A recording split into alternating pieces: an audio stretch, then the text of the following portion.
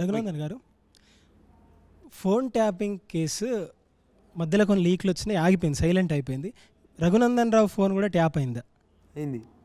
రఘునందన్ రావు ఇయ్యాల చెప్పలేదు.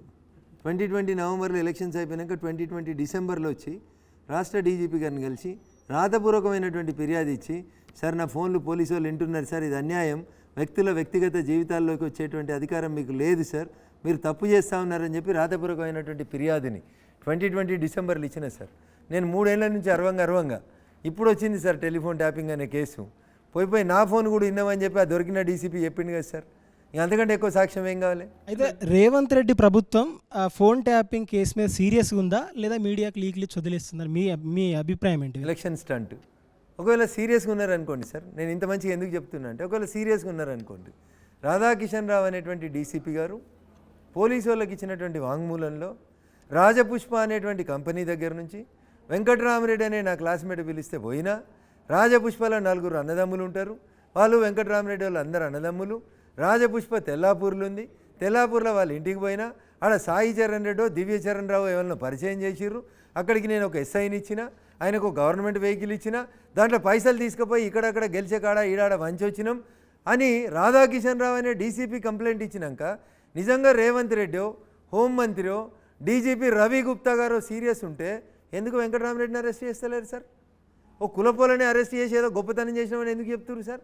తప్పు చేసిండు వెంకటరామరెడ్డి అని రాధాకిషన్ రావు అనే డీసీపీ చెప్పింది సార్, కానిస్టేబుల్ చెప్పలేదు. ఎందుకు తెస్తలేరు? ఎందుకు అరెస్ట్ చేస్తలేరు వెంకటరామరెడ్డిని?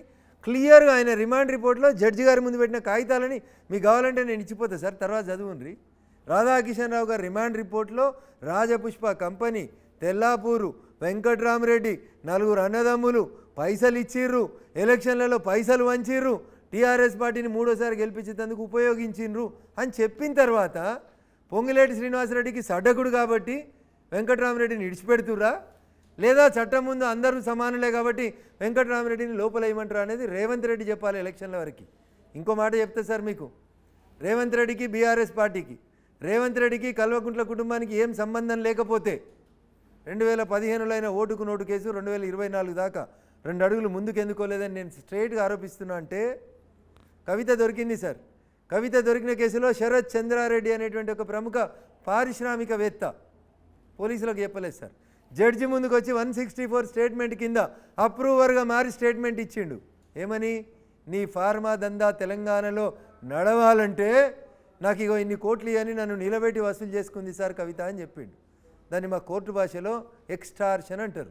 అంటే బెదిరించి, తుపాకీ పెట్టి కత్తి పెట్టి బెదిరించి మెడ మీద నీ మెడలున్న గొలుసులని ఎత్తుకపోవడం అంటారు సార్. అట్లా ఎత్తుకపోయిందని, కవిత ఎత్తుకపోయిందని శరత్ చంద్రారెడ్డి అనే ఒక ప్రముఖ పారిశ్రామికవేత్త ఒక గౌరవ స్థానంలో ఉన్న జడ్జి గారి ముందు అప్రూవర్గా మారి స్టేట్మెంట్ ఇచ్చిండు. ఏం చేస్తున్నావు రేవంత్ రెడ్డి? శరత్ చంద్రారెడ్డిని పిలిచి కేసు ఎందుకు రిజిస్టర్ చేస్తలేవు? శరత్ చంద్రారెడ్డిని పిలిచుడు ఇష్టం లేదు నీ కులపోడు కాబట్టి సూమోటో కింద కేసు చేయొచ్చు కదా. తర్వాత శరత్ చంద్రారెడ్డిని తీసుకొచ్చి సాక్ష్యం పెట్టవచ్చు కదా. కవితను తీసుకొచ్చి తెలంగాణ పోలీసులు బొక్కలేయచ్చు కదా. ఎందుకు ఎత్తలేవన్నా? ఏ బంధం ఆపుతుందన్నా? ఆలోచించాలి తెలంగాణ సభ్య సమాజం ఈరోజు. ఫోన్ ట్యాపింగ్ వెనుక కొంచెం పెద్ద నేతల హస్తం ఉంది అని అన్నారు. ఆఫీసర్ల వరకు అయితే నోటీసులు ఇచ్చి వదిలేశారు, కొంతమంది అరెస్టులు జరిగినాయి. మీరు కూడా భావిస్తున్నారు? డైరెక్ట్ చెప్తున్నా, కేసీఆర్ కనుసన్నలనే ఫోన్ ట్యాపింగ్ జరిగిందని రఘునందన్ రావు అనుకుంటున్నారు? 100% చెప్పిన కదనే. డీజీపీ ఆఫీసులో కంప్లైంట్ ఇచ్చినాక బాజాబ్తా చెప్పిన, మొదటి ముద్దాయి కేసీఆర్, 2వ ముద్దాయి కేటీఆర్, 3వ ముద్దాయి హరీష్ రావు, 4వ ముద్దాయి వెంకటరామరెడ్డి. నీ కానూన్ తెలియకపోతే నేను కానూన్ చెప్తున్నా సార్ అని డీజీపీని కలిసి చెప్పిన, రాసి ఇచ్చిన దరఖాస్తు. సెక్షన్లు చెప్పమంటే ఏ సెక్షన్ కింద కేసు పెట్టాలని కూడా చెప్తా. వాళ్ళకి ఇనే ఓపిక లేకపోతే ఎట్లా? అయితే రఘునందన్ రావు, ఇందులో ఫిల్మ్ ఇండస్ట్రీ వాళ్ళ పేర్లు ఎందుకు వచ్చినాయి? ఫోన్ ట్యాపింగ్కి ఫిల్మ్ ఇండస్ట్రీకి లింక్ ఏంటి? అది రేవంత్ రెడ్డిని అడగాలి, లేకపోతే కేటీఆర్ని అడగాలి. మధ్యలో నన్ను ఎందుకు అడుగుతావన్నా? రైట్, చేసిన మధ్యలో నేనెందుకన్నా? ఆయన ఫోన్ చేసిండు, ఆమె ఫోన్ ఎత్తింది, మధ్యలో నేనెందుకు?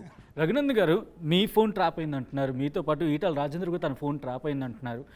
నేతలకు సంబంధించి ఇన్ఫర్మేషనే కనుక లీక్ అవ్వచ్చు, ప్రైవసీ దెబ్బేస్తే కనుక కేంద్రం చూస్తూ ఊరుకుంటుందా?